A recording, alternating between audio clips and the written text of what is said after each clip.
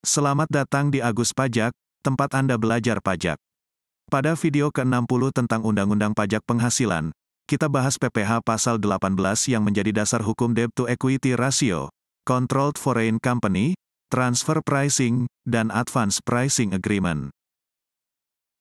Pasal 18 merupakan kewenangan yang diberikan Undang-Undang Pajak Penghasilan kepada Menteri Keuangan untuk menghitung ulang besarnya penghasilan kena pajak. Seperti kita ketahui bahwa penghasilan kena pajak merupakan dasar pengenaan pajak penghasilan. Pasal 18 mengatur tentang Debt-to-Equity Ratio, disingkat DER.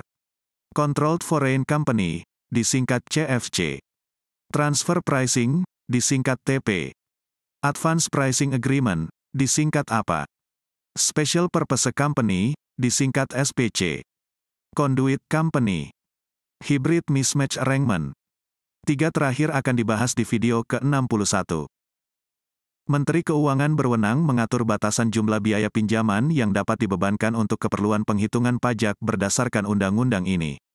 Dalam menentukan batasan jumlah biaya pinjaman yang dapat dibebankan untuk tujuan perpajakan, digunakan metode yang lazim diterapkan di dunia internasional.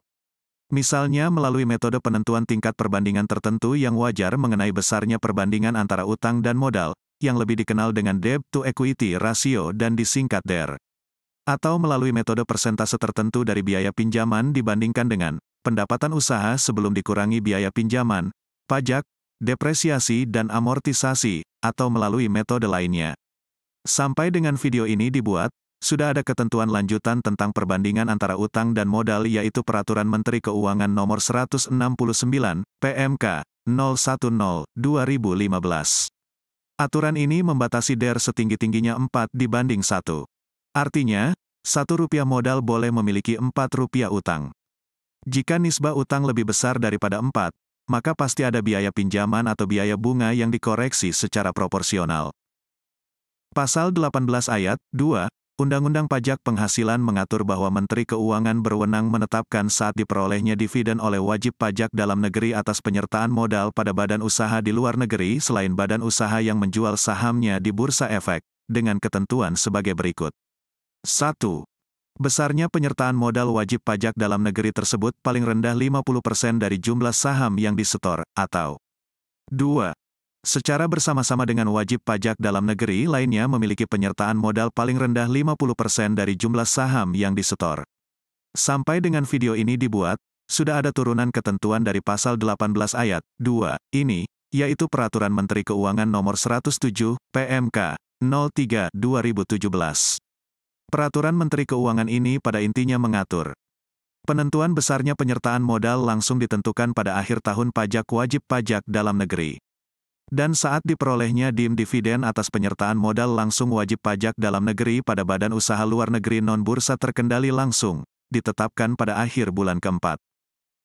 Pasal 18 ayat 3, merupakan dasar hukum pengaturan transfer pricing. Bicara transfer pricing adalah bicara kewajaran dan kelaziman usaha. Menurut pajak, transaksi itu harus wajar dan sesuai kelaziman usaha yang tidak dipengaruhi oleh hubungan istimewa. Direktur Jenderal Pajak berwenang untuk menentukan kembali besarnya penghasilan dan pengurangan, serta menentukan utang sebagai modal, untuk menghitung besarnya penghasilan kena pajak bagi wajib pajak yang mempunyai hubungan istimewa dengan wajib pajak lainnya, sesuai dengan kewajaran dan kelaziman usaha yang tidak dipengaruhi oleh hubungan istimewa. Dengan menggunakan metode perbandingan harga antara pihak yang independen, metode harga penjualan kembali, metode biaya plus, atau metode lainnya. Yang dimaksud dengan prinsip kewajaran dan kelaziman usaha adalah prinsip di dalam praktik bisnis yang sehat, sebagaimana berlaku di antara pihak-pihak yang tidak memiliki dan atau dipengaruhi hubungan istimewa. Dalam menentukan kembali besarnya penghasilan dan atau pengurangan, untuk menghitung besarnya penghasilan kena pajak, dapat digunakan A.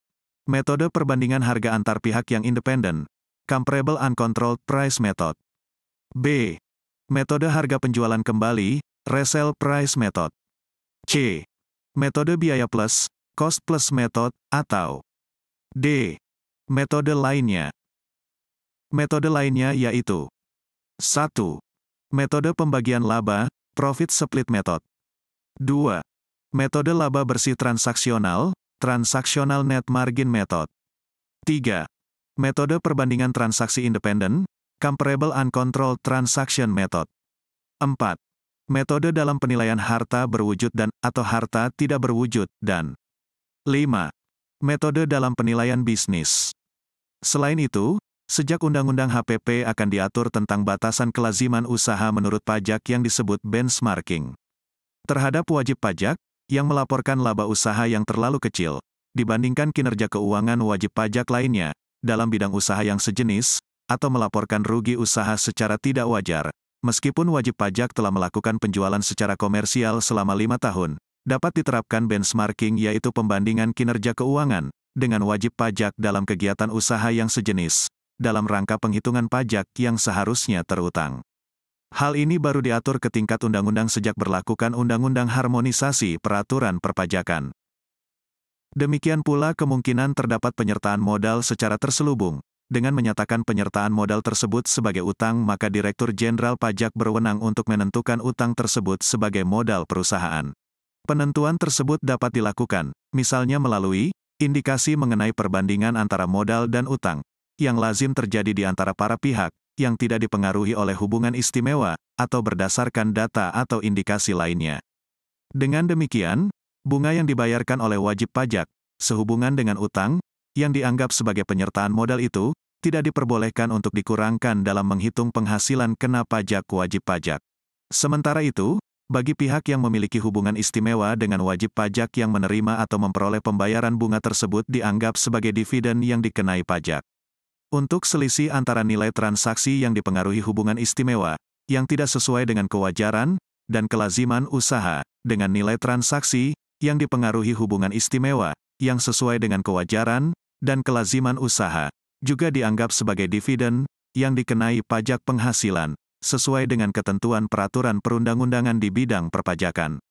Praktik seperti ini sebenarnya sudah dilakukan oleh beberapa pemeriksaan pajak sebelum adanya Undang-Undang Harmonisasi Peraturan Perpajakan. Ketentuan ini kemudian diangkat ke tingkat undang-undang supaya ada dasar hukum yang kuat.